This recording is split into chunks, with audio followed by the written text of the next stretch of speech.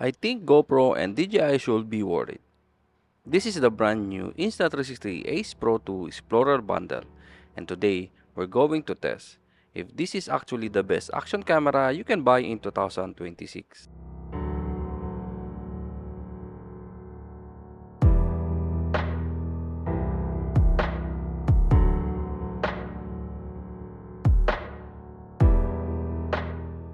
This is the Insta360 Ace Pro 2, the Xplorer Bundle. And this is important because it's not just the camera, it's the Explorer setup. First, we have the Ace Pro 2 itself. Now the most important part, the reason this bundle exists, the Explorer Grip Kit. This grip changed the whole experience. It makes the camera feel like a mini vlog camera. Better hold, more control, and it's just more stable in hand. And just to be clear, this bundle does not include the extra battery, so don't expect the second battery inside. What you're really paying for here is the Explorer Grip Kit, plus the bundle accessories.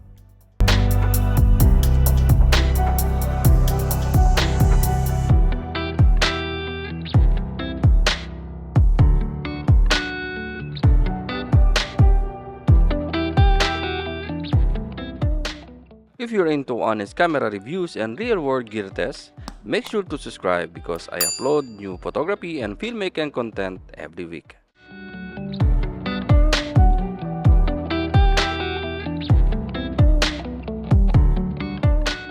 This doesn't look like a typical action camera. It feels more like a mini cinema camera. Bigger sensor, flip screen, solid build quality, and magnetic mounting system.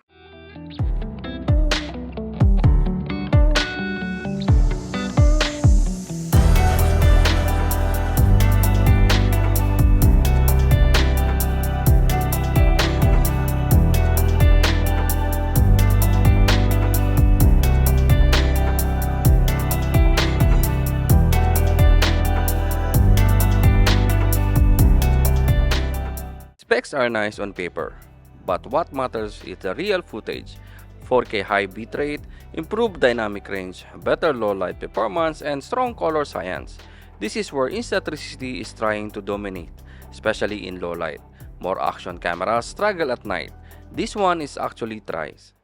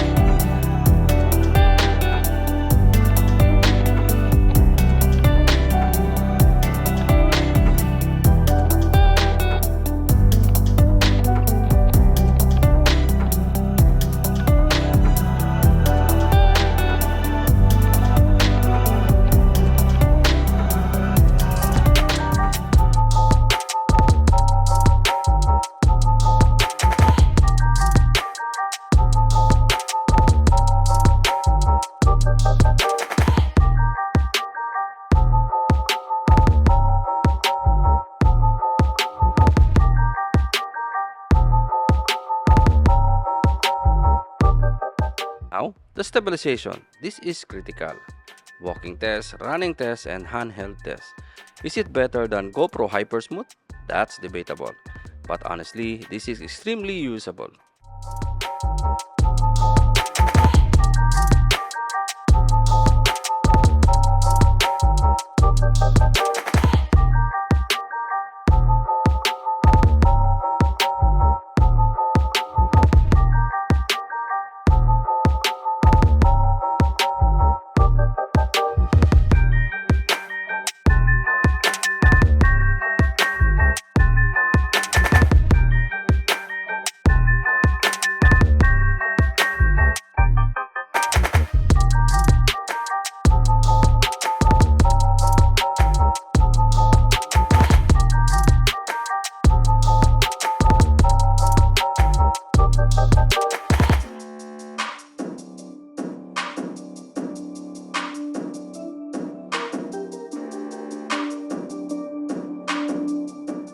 Battery life matters for vloggers. Long continuous recording, heat management, replaceable battery, huge advantage. This is where Xplorer Bundle makes sense.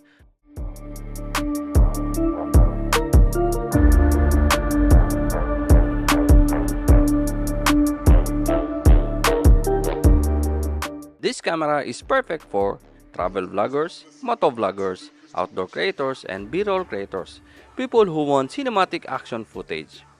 If you're only using action camera for extreme sports, GoPro still strong. But if you want hybrid cinematic plus action, this might be the smarter choice.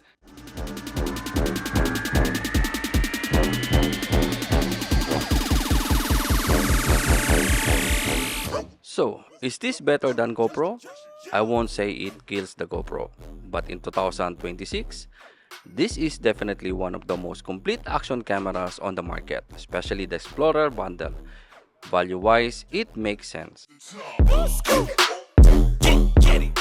If you are serious about upgrading your vlogging setup this year, subscribe. I test these cameras in a real-world scenario so you don't waste your money.